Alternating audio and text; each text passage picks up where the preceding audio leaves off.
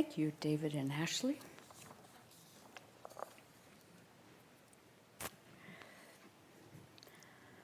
Because today is Casual Sunday and Picnic Sunday, lest those of you who are watching us online right now thinking she didn't do her laundry this week and had nothing else to wear, just wanted to let you know what was going on here. I decided that we'd take a kind of a more casual Sunday sermon, and we're going to be looking at the book, a very profound, deeply spiritual book entitled, If I Only Had a Green Nose. The story is by Max Lucado, and if you've ever heard of Max Lucado, probably many of you have. He is the minister at a church in San Antonio, Texas, Church of the Hills, I think it's called, for the last 30-something years. Max Lucado is also a very, very prolific author. I think he's written about 35 books at this point in time. But one of the things and most of them are devotional books, some of them are fictional books, but he also has a whole nother arm of his ministry that is quote-unquote children's books. Now, I don't know about you, but I find some of the greatest spiritual truth is written in children's books. And he's teamed up with a gentleman by the name of Sergio Martinez, and they've done several books over the course of time. And If I Only Had a Green Nose is one of them in a series. So I wanted to share with you a little bit of insight out of a quote-unquote children's book that I think might speak to you today. Now, I want you to pay special attention because there are 3 themes in this book. And so at the end, we're going to have a little test to see how well you do, all right? So the book starts off with a carpenter by the name of Eli. And Eli carves unique and individual wooden puppets. He lives in a house on the hill. And each of his puppets are just a masterful creation that he just absolutely loves. And he gives them each a unique flair and touch, and he names them all. Well, one day, 2 of his puppets, Ponchicello and Lucia, heard a sound. And they looked out the window, and down below in the city, there was all kinds of chaos going on. And they said, Eli, what is going on in the city below us? And Eli said, well, everybody wants a green nose. And they said, why would anybody want to have a green nose? And he said, well, that's just the way people are. Well, as things go on, it seems that Ponchicello and Lucia just couldn't resist. Even though Eli said, you don't have to go down there. You can understand what they're doing. They're getting paint on their nose. But they said, we've got to go down and see. Oh, Eli knows the truth of this. And he says to them, Eli smiled as the 2 stood to leave. Just remember, he said, I made you different on purpose. From the street level, the line looked even longer, and the noses were even greener than they could have imagined. Lucia and Ponchicello worked their way to the front of the crowd and watched as one Weemick after another stepped into the nose coloring store and came out painted. It's the latest thing, harked one Weemick on the sidewalk. Don't be the only Weemick without a painted nose. Who is that? Lucia shrugged and said, I don't know. And someone said, that's Willy Withit. He's Withit. Does he run the nose painting store? Ponchicello asked. More than that, the Weemicks explained. Painted noses were his idea. So were the square hats, the tall shoes, and the yellow ears. New things are his thing. He decides what's with it. Isn't that just the best you've ever heard? Well, they weren't so sure about that. Time went on, they met other Weemicks, and they noticed something about the Weemicks. In order to have your nose painted green, you had to let it dry. So you had to walk with your nose. I got to watch where I'm walking here. I'll walk off this day. You have to walk with your nose in the air to let everybody know that your green paint is drying and that you have a green nose. And so the whole town walked around with their green nose. Well, one day, Ponticello and Lucia thought this was very strange. But lo and behold, Ponticello's heartthrob, Twiggy, came by. And she said, "Oh, Ponticello, you don't have a green nose, but your nose is so cute. And it would look even cuter if it was green." And Ponticello thought, I don't know, Twiggy. And he began to think, well, maybe she would accept me more if I had a green nose too. And so he went to his friends, Woody and Splinter, remember they're all wooden puppets, and said, "We should get green noses too." And they're like, "Really? Are you seriously thinking of getting a green nose?" And he said, "Well, of course. That's what everyone in the land of Weemucks is doing." Well, one day, just to convince them that this would be the right thing to do, the mayor was standing on the platform. And his wife, who had a freshly painted green nose, and Willy Withit were standing there with him. "Welcome to one and all to the first meeting of the Nosy Weemucks Club," he announced. "Your glistening green sets you apart as a Withit Weemuck." As if on cue, the Weemucks began to stroke their noses. And they said, "You are classy, you are you are keen, you are awesome. You are green." Exactly. Proud of his poetry, the mayor smiled, and the Weemucks applauded. "We owe it all to Willy Weemuck," they shouted over the noise, "the pioneer of the painted snout."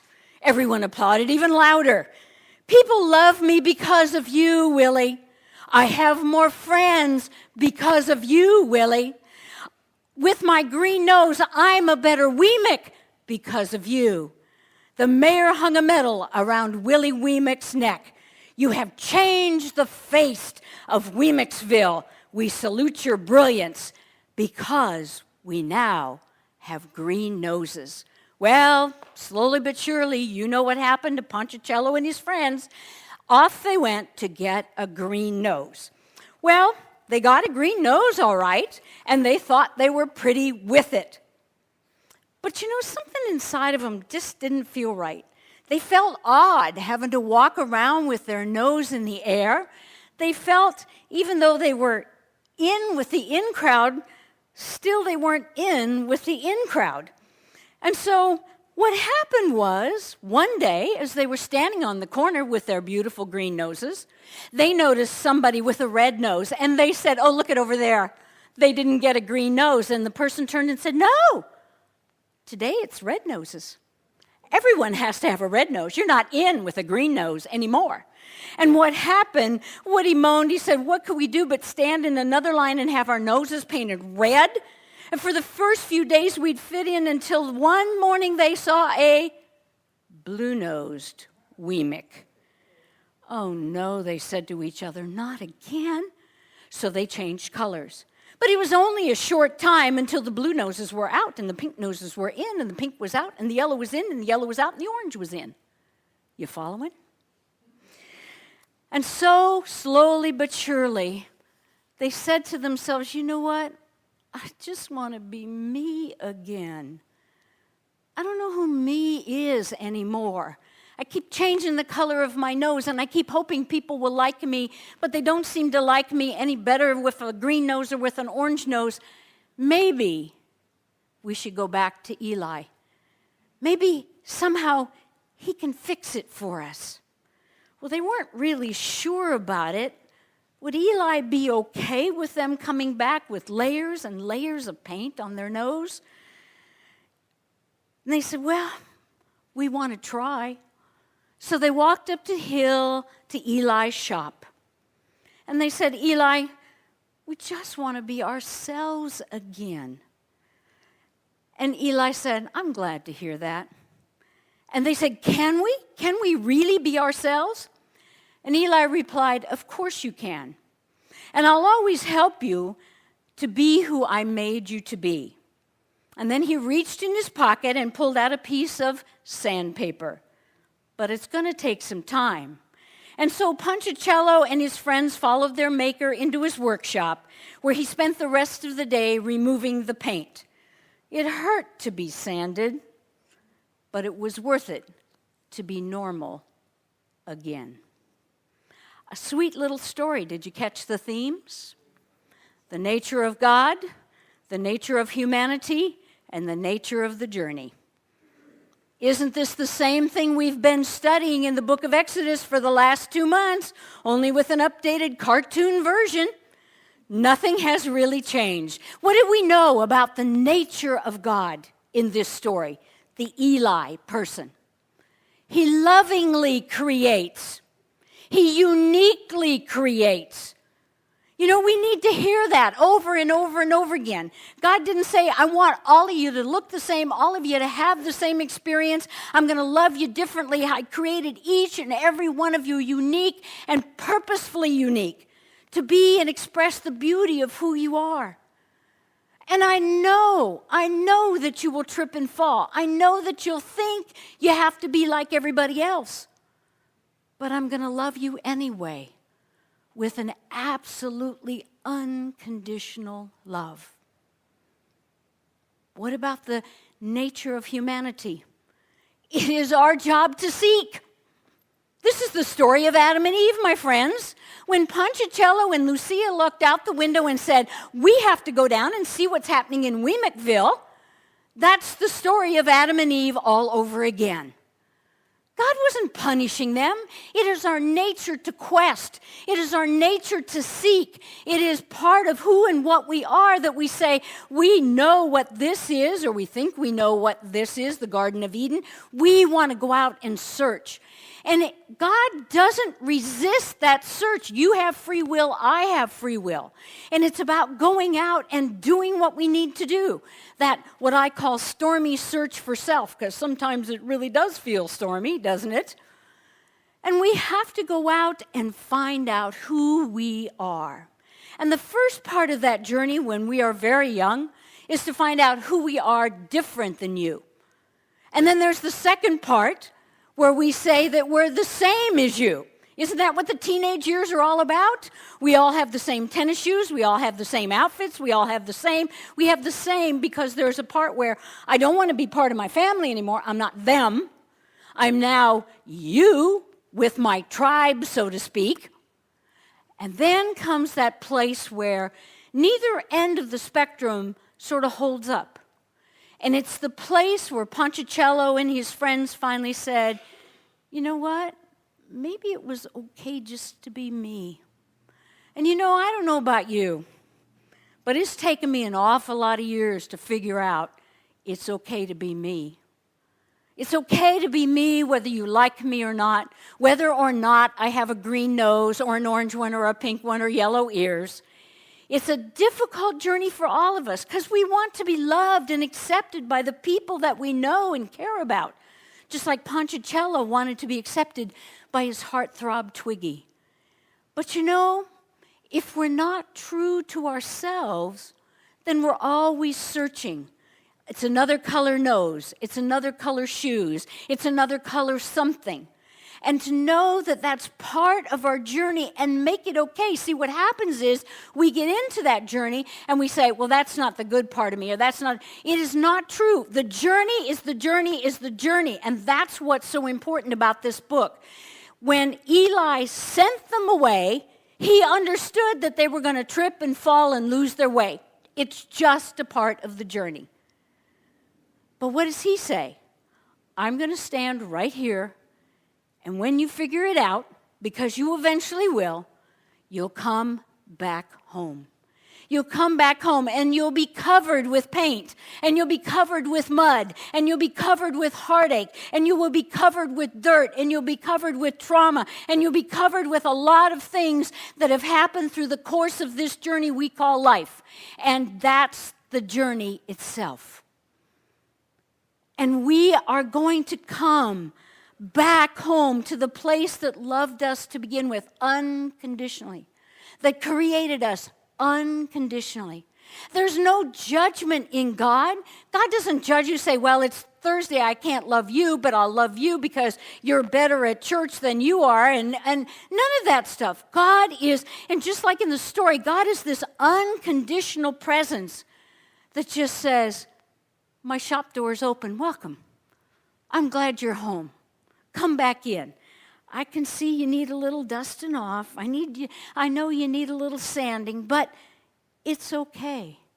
Because the essence and core of who you are was the creation that I created you to be so very long ago. And so the story tells us about those three main themes. But you know, one of the people in the story that kind of challenged me was Willy Withit. I thought, what role does Willy play? Now, you might say in a more traditional Christian venue that he was perhaps the devil or Satan because he pulled everybody away from God. But I would challenge you to say that just like in the story of Moses, it's the materiality of our world. It's the busyness of our world. There's nothing wrong with it. There's nothing wrong with having a green nose. There was nothing inherently wrong with it. The problem was it began to be a status. It began to be how I live my life. It began to be how people would accept me or not accept me. It began to be the energy with which I said, well, I can do this because now I'm a Weemick with a green nose. How often do we do that? Now that I have the new car, now that I have the new job, now that I have the relationship, now that I have the perfect house on the hill, whatever it might be, now because I have external to myself, then I am somebody. And folks, we all have it.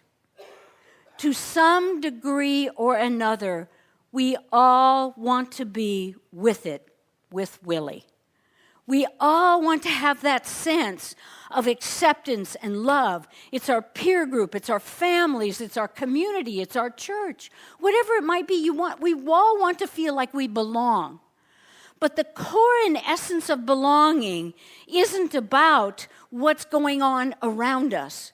It isn't that we change ourselves to be like them so that they will accept us.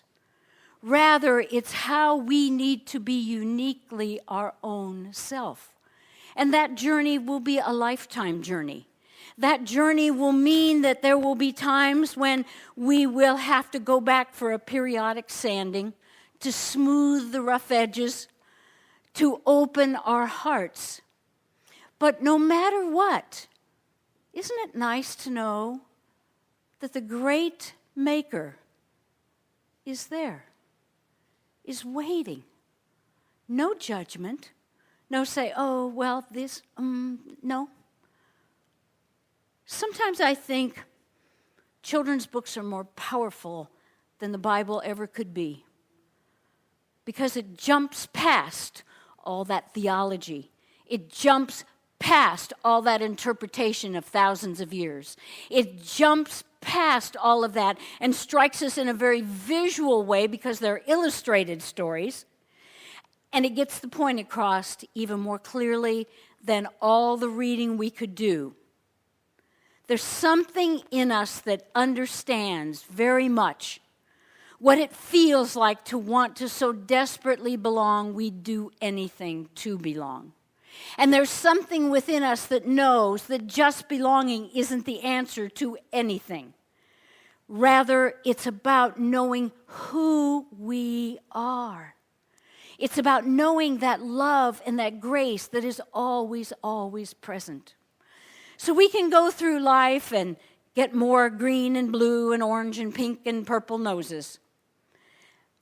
But the essence of our journey is to remember that God is always loving, not because we deserve it, but because God created us.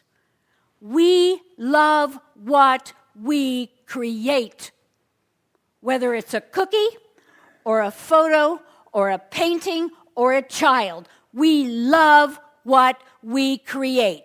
And if you think your love of that child or that painting or that cookie or that farm or that whatever it is external is even a minuscule way in which God loves you, God created you out of an infinite love with a capital L, not an emotional L, and so loved you that no matter what you did or how far away you went, it always stood in readiness to welcome you back home. So I invite you to check out some of the children's books you may have in your own home, to share children's books with grandchildren and children, and to step back and say, whoa, wait a minute, what are the themes in this book? What am I communicating to my children? What is being communicated to myself? And I think that you will find, especially if you take some of Max Lucado's books, that the theme is always the same. It's about God and God's love and God's grace. It's about our journey as humans, and that journey is fraught with all sorts of twists and turns and complicated plots and themes. But eventually it is the journey, and that is the journey that we are to be on, to come back home, to experience that grace, that love, that forgiveness that is uniquely for us because we are the unique creation of love. Thank you and God bless.